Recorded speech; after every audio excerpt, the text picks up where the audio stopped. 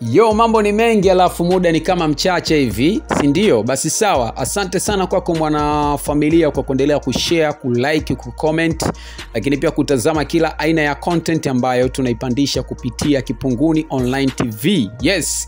Bwana, leo ni siku nzuri sana, siku poa ambayo tunakutana mimi pamoja na wewe tukiweza kushare vitu vingi sana kuhusiana na kata yetu ya Kipunguni kwenye Kipunguni Updates. So kubwa zaidi ni kuhusiana na video ambao unaitazama muda huu hapa kupitia YouTube channel yetu inayowahusu wazee kutoka sehemu mbalimbali kutoka katika kata yetu ya Kipunguni, na hili ni vibe, na vibe hili bwana limesababishwa ama kuletwa baada ya maamuzi ambayo wazee wameamua kuyafanya kuelekea Oktoba 29.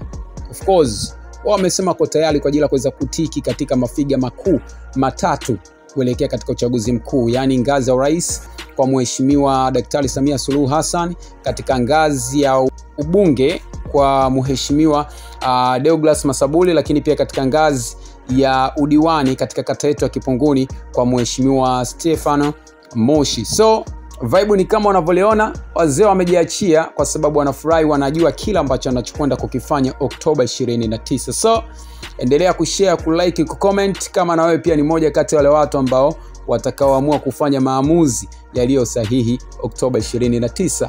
Naitwa Amos G, ndo langu jina.